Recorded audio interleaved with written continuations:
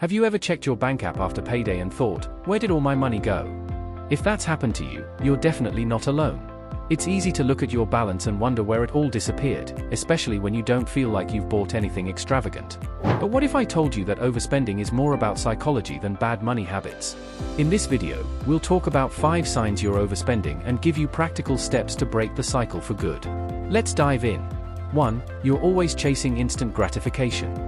Have you ever clicked buy now and felt that rush of excitement? You know that feeling when you buy something and for a second, it feels like all is right in the world. But here's the kicker, it's the dopamine. Our brains love instant rewards, and when you make a purchase, you're getting a hit of that feel-good chemical.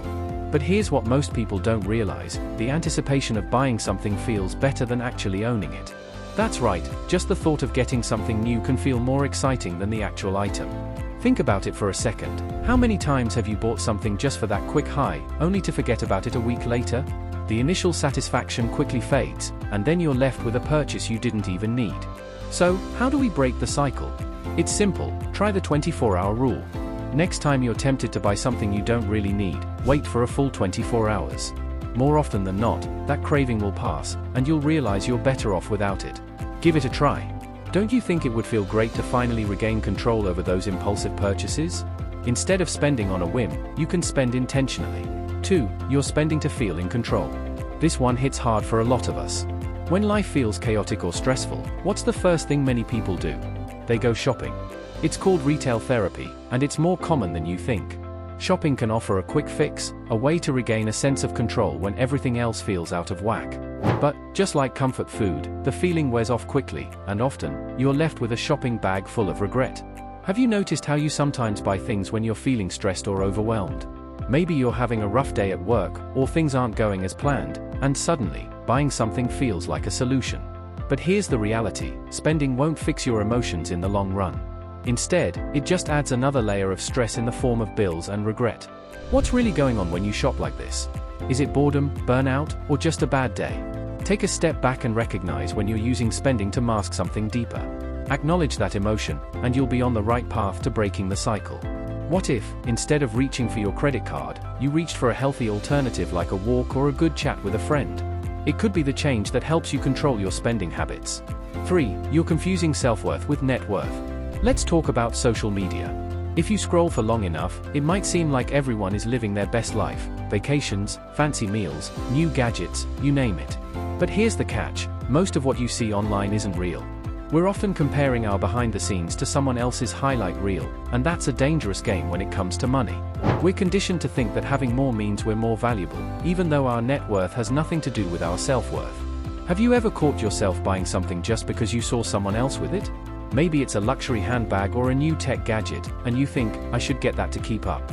But here's the thing, you don't need to buy to belong. Instead of spending to impress, curate your feed. Follow creators who focus on saving, investing, and embracing a minimalist lifestyle. Wouldn't it feel amazing to let go of the pressure to keep up with everyone? Try it out and see how liberating it feels to spend based on your own priorities, not someone else's. When you focus on your own goals, your spending will naturally align with what truly matters to you. 4. You're mistaking budgeting for punishment. When you hear the word budget, do you immediately feel restricted or deprived? It's a common reaction, and that's because, for many people, budgeting is seen as something similar to dieting, restrictive, joyless, and temporary.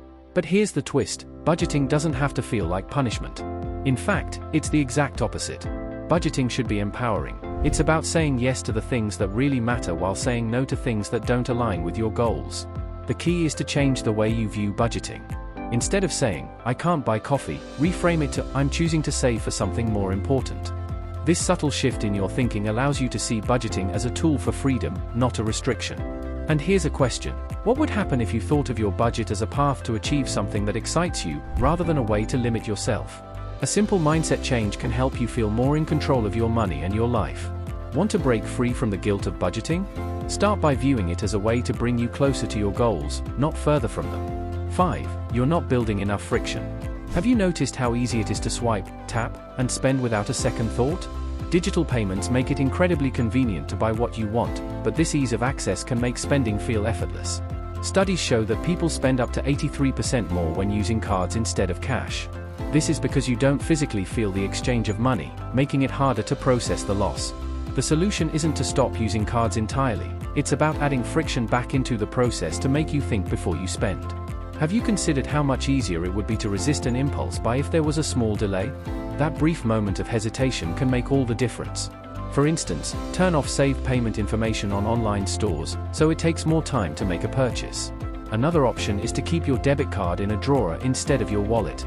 These tiny moments of friction will give you enough time to reconsider purchases, ensuring that your spending aligns with your goals.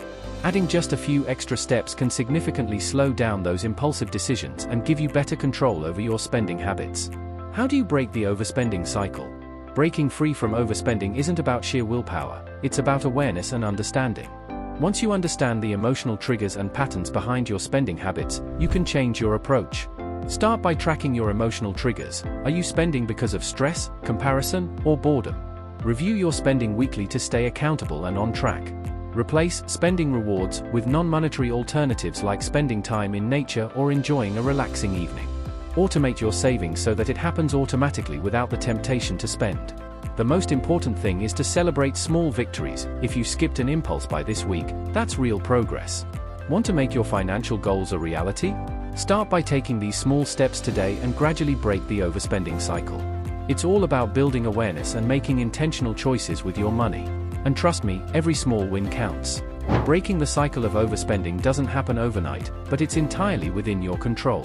By practicing awareness, setting boundaries, and implementing small changes, you can reclaim your financial peace and start living within your means. If you found this video helpful, don't forget to like, share, and subscribe for more actionable financial advice. Also, check out the video description for tools to help you manage your money and break free from overspending. Remember, financial freedom starts with the choices you make today. Take the first step toward a healthier relationship with money now.